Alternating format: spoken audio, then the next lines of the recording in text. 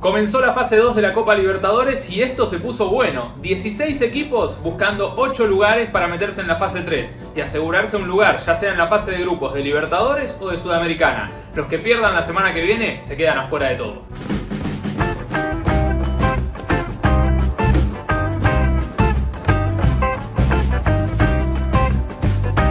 Y vamos a empezar con el partido entre Audax y Estudiantes. Una llave en la que solo había un campeón, que es Estudiantes, que ganó 4 veces la Libertadores.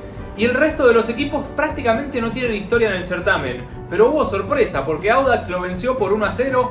Comenzó pegando desde el vestuario, porque a los 6 minutos del primer tiempo ya se puso en ventaja con un gol en una jugada preparada, en un córner que se jugó corto. Un centro que no llegó a desviar el argentino Lautaro Palacios, me parece, que lo habíamos mencionado en el video anterior, el delantero que pasó por Coquimbo Unido. Así que terminó siendo el gol de Jorge Enríquez, el número 10 de Audax Italiano. Y un partido que, si bien fue bastante aburrido, tuvo sus momentos puntuales que fueron interesantes y con algunas polémicas, porque en el primer tiempo, tras una falta muy extraña, porque Torres de Audax Italiano tocó 2 veces la pelota en el saque de arco, algo ilegal, entonces el árbitro sancionó tiro libre indirecto adentro del área. Estudiantes lo quiso jugar rápido, convirtió el gol, pero el árbitro detuvo el juego e hizo repetir la situación. Les voy a dejar aquí arriba los videos de cada partido con el resumen oficial de Conmebol. Recuerden que por cuestiones de derechos yo no puedo utilizar imágenes en mi video, por eso me limito simplemente a contarles. Pero bueno, con esta jugada polémica el primer tiempo concluyó. En el segundo tiempo podría haberlo empatado a Estudiantes, no hizo demasiado mérito. Pero sobre el final del juego hubo 2 expulsados en Audax, a los 32 del segundo tiempo y a los 36. La primera roja fue por una jugada peligrosa a un futbolista que ya estaba amonestado, lo cual me parece que no hay demasiado por discutir.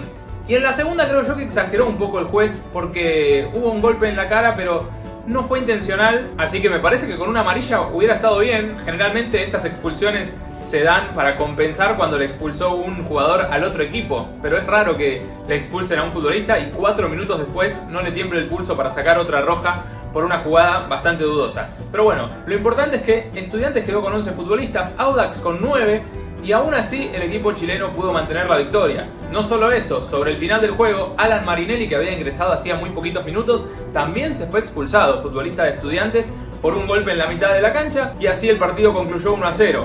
Si hubiera gol de visitante sería un resultado muy valioso para Audax, porque al convertir un gol en La Plata obligaría a Estudiantes a hacer 3. Ahora que no tenemos más gol de visitante, Estudiantes ganando de local asegura ir a penales si lo hace por un gol. Si lo hace por 2 o más, clasificará. Y por supuesto, Audax Italiano necesita no perder para meterse en la fase 3. Y ya que estamos hablando de chilenos, vamos a seguir con el triunfazo de Everton como local ante Monagas. Otro equipo chileno, 100% de efectividad para el fútbol chileno en estas llaves de ida de la fase 2 de la Copa Libertadores. Los dos jugaron como local, pero Everton lo pasó por arriba a Monagas. El fútbol venezolano ya nos había mostrado la semana pasada con Deportivo Lara que no está en su mejor momento. Y esta vez lo de Monagas también fue bastante flojo, teniendo en cuenta que Everton a priori no es de los mejores equipos de Chile.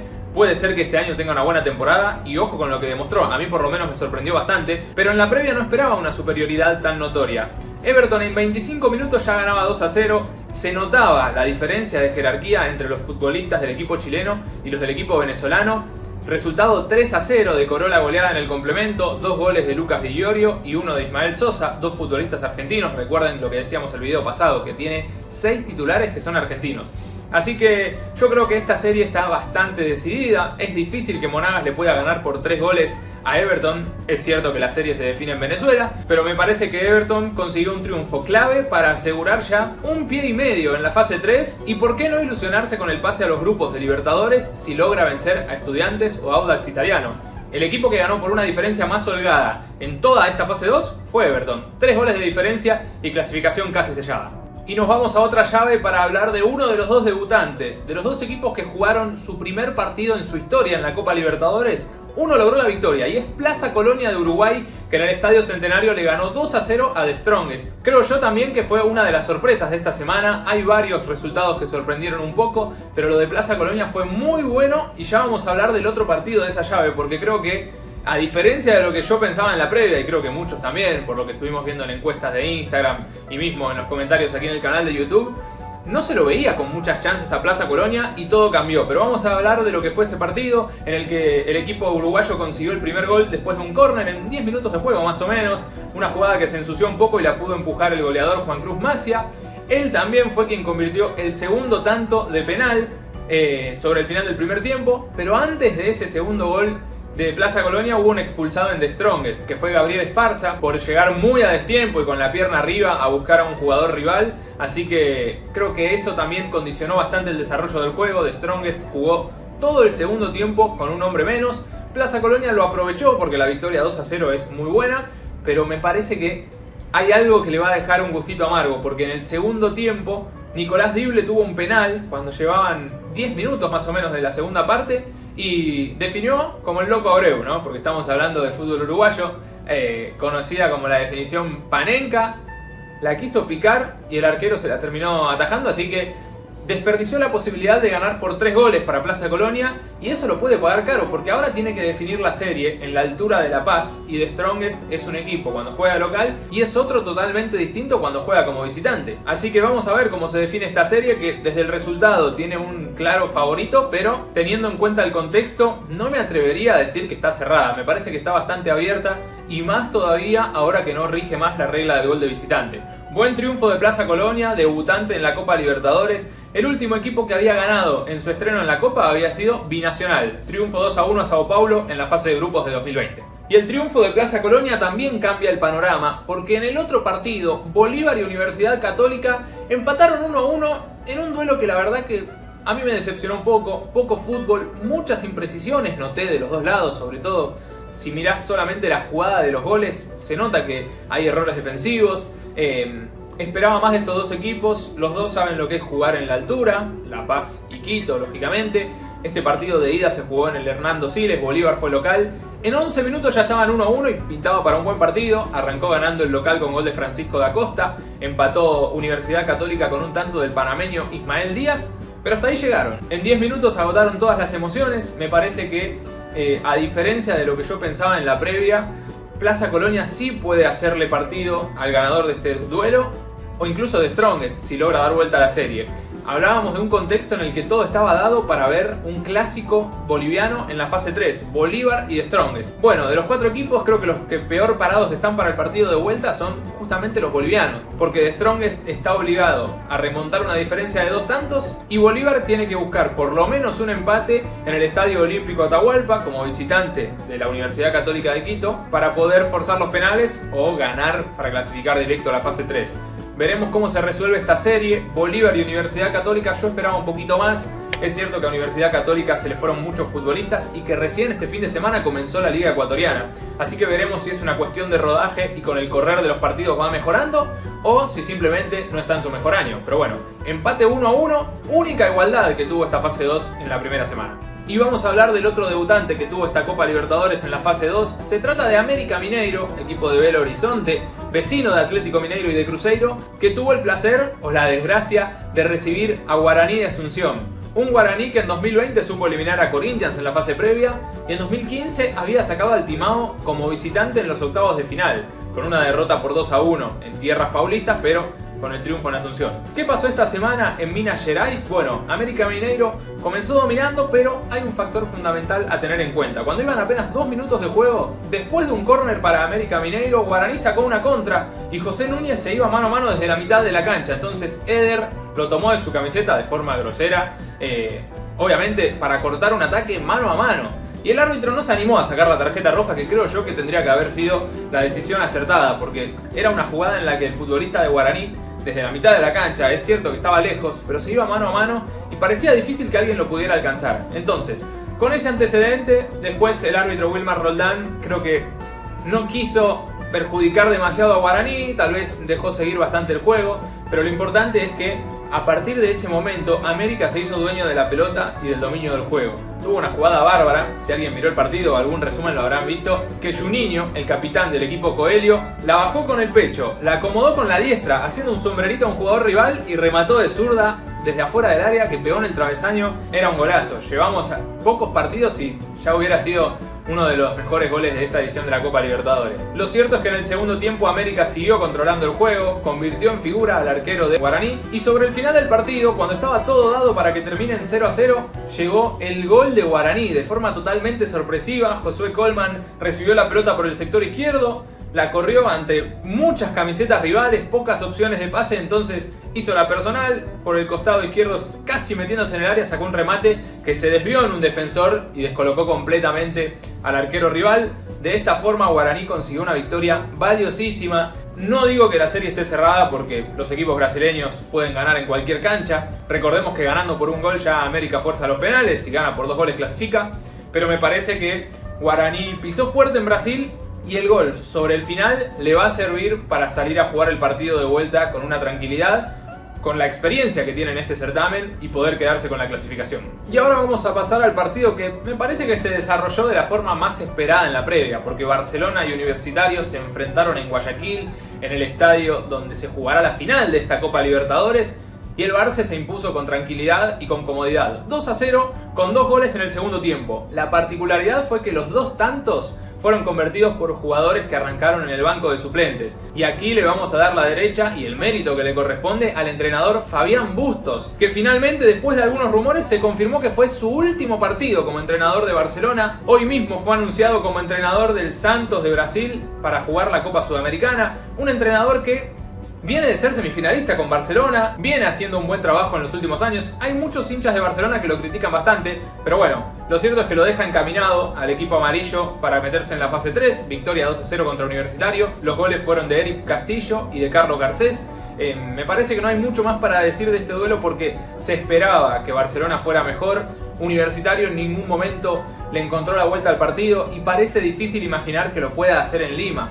Puede haber sorpresa, pero bueno, me parece que de las 8 llaves, más allá de la de Everton y Monagas, que tiene una diferencia de 3 goles, esta es una de las que está prácticamente sentenciadas. No tanto por el resultado, porque son 2 goles nada más, sino por la diferencia y la jerarquía entre un equipo y el otro. Así que Barcelona va encaminándose a jugar una nueva fase de grupos de la Copa Libertadores. Si pasa, enfrentará a Guaraní o a América Mineiro, así que la tendrá difícil. Pero bueno, también tendrá tarea fuera de la cancha porque necesita un nuevo entrenador tras la salida de Fabián Bustos. Y dejamos lo mejor para el final porque vamos a pasar a la última llave, a la que tiene Atlético Nacional, a Olimpia, a Millonarios y a Fluminense, que tal como se lo esperaba cumplieron con las expectativas y nos brindaron los 2 mejores partidos que tuvo esta semana de Copa Libertadores. Millonarios y Fluminense, creíamos que Fluminense iba a estar un poquito arriba, pero Millonarios jugó muy bien. En 8 minutos le ganaba 1-0 con un contragolpe ejecutado a la perfección, pero el partido se empezó a picar. Apenas unos minutos después del gol, el autor del tanto, Eduardo Sosa, empezó a los empujones con Felipe Melo, un futbolista bravo si los hay,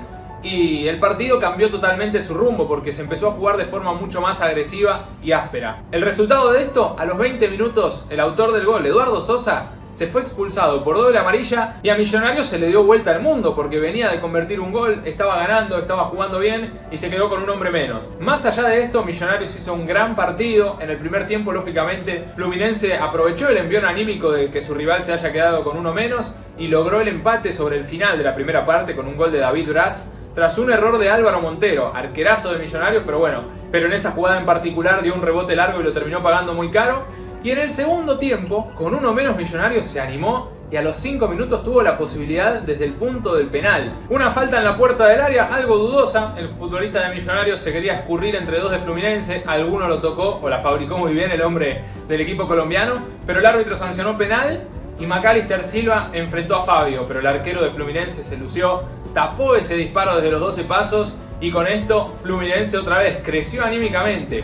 El partido fue muy parejo, no se notó tanto la diferencia de 10 contra 11, pero en un contraataque letal Fluminense puso el 2-1 por medio de Germán Cano y se quedó con una victoria muy importante para definir con ventaja la serie en Río de Janeiro. No se jugará en el Maracaná porque están haciendo unas modificaciones en el césped, por lo tanto el equipo carioca jugará de local en el estadio de Vasco da Gama. Serie más que abierta, ojo. Si nosotros en la previa decíamos gana Fluminense 2-1 en Colombia, era serie cerrada.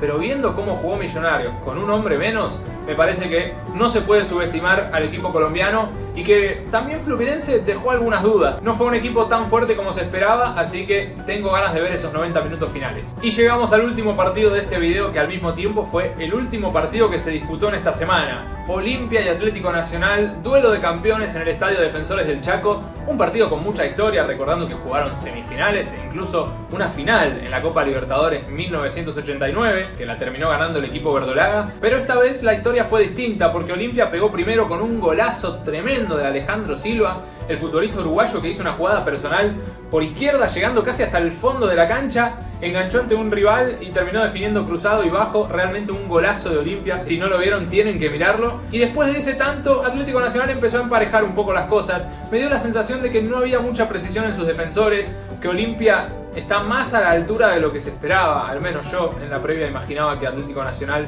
iba a estar mejor parado, pero un gran partido de Olimpia. Atlético Nacional sí tuvo su momento durante todo el primer tiempo donde no consiguió el empate, pero sí lo consiguió al comenzar el complemento. En una buena jugada rápida, John Duque recibió un pase al medio desde el costado izquierdo, podría haber definido pero tenía muy encima a los rivales, así que prefirió jugarla a un costado para quejarla en barrera, remate con fuerza y decrete el empate parcial.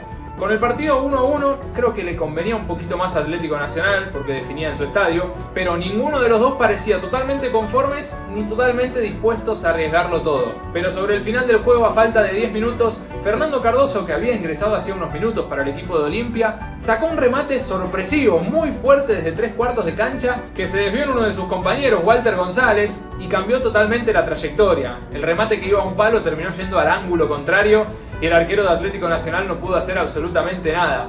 Mérito para el futbolista de Olimpia por el remate potente y sorpresivo que sacó. Por la dirección no podemos decir mucho porque no sabemos si tenía destino de gol si no hubiera existido ese desvío. Pero bueno, lo importante es que Olimpia conseguía el 2-1, ya era un resultado mucho más valioso para ir a buscar la clasificación a Colombia. Y como si eso fuera poco, sobre el final, en casi la última jugada del partido, Olimpia hizo una jugada bárbara que comenzó por derecha. Derlis González recibió de espaldas en la puerta del área y devolvió de taco de primera, centro desde el fondo, llegó a un centro y terminó convirtiendo un golazo Olimpia, en los pies justamente también de Fernando Cardoso. Entonces, victoria 3-1 para Olimpia, creo que el resultado puede ser decisivo. Fue un partido en el que la O jugó un poquito mejor, pero me parece que no era para ganar por 2 goles. Y lo que demostró Atlético Nacional me da la sensación de que va a ser muy difícil que pueda revertir el resultado. Pero bueno, también es otro equipo que se hace muy fuerte de local. Veremos qué hace Olimpia de visitante. Son dos equipos muy grandes, son dos equipos históricos del continente. Así que realmente impredecible lo que pueda pasar la semana que viene en el Atanasio Girardot. Y así llegamos al final del análisis de lo que fueron estas llaves, estos partidos de ida de la fase 2. Volviendo un poco a lo que yo dije en la previa, a mis pronósticos para ver quién clasificaba en cada una de estas series, creo que todavía puedo seguir fiel a mis pronósticos, pero me sorprendieron Plaza Colonia y Olimpia. Y también Millonarios, aunque lógicamente está perdiendo por ahora en el marcador, hizo una gran serie y no me extrañaría que pueda dar vuelta a esta serie.